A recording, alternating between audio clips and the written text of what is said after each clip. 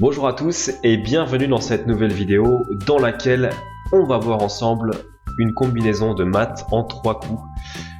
Clairement, la position de départ nous amène difficilement à concevoir un tel maths, mais en fait on va se rendre compte assez rapidement que suite à une sélection de coups très précise, on va pouvoir ramener le roi noir sur un réseau de maths sur lequel il ne pourra pas s'échapper. Alors on peut voir les cases pour l'instant que le roi pourra peut-être un jour franchir, et on va voir que effectivement après un coup très intéressant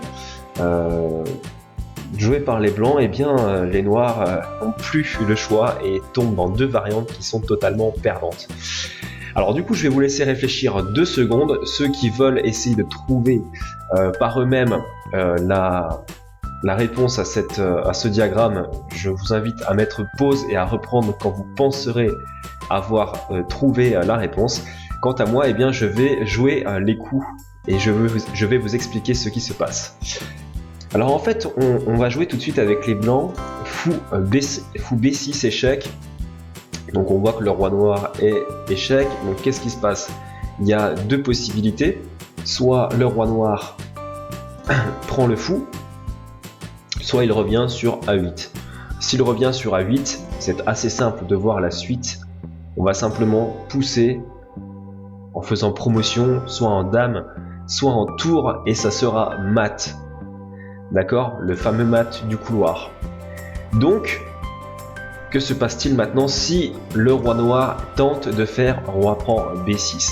Là, vous allez constater qu'il y a 2 cases qui sont les cases, on va dire, sur lesquelles le roi noir peut être. Il y en a une 3e qui est ici, sur A5. Et en fait, on va faire une sous-promotion ici en cavalier, et on va constater que les 2 cases qui sont sur A7 et sur B6, eh bien, ne sont plus disponibles pour le roi noir, qui n'a plus qu'une seule case. Je suis désolé, ça a déconné un petit peu. Qui n'a plus qu'une seule case, c'est la fameuse case A5, sur laquelle il va périr. Alors je vous laisse regarder dans cette position 2 secondes comment est-ce qu'on peut terminer cet échec et mat une fois que le roi noir est sur A5. Si vous voulez avoir un petit peu plus de temps de réflexion, n'hésitez pas à mettre pause. Quant à moi, je vais vous montrer la suite de coups. C'est roi A5 et B4 échec et mat. Voilà, j'espère que cette petite combinaison vous a plu, que cette petite vidéo vous a plu. Si ça vous a plu, n'hésitez pas à laisser un petit pouce vers le haut, un petit commentaire, ça fait toujours plaisir. Et n'oubliez pas que vous êtes les meilleurs. À bientôt.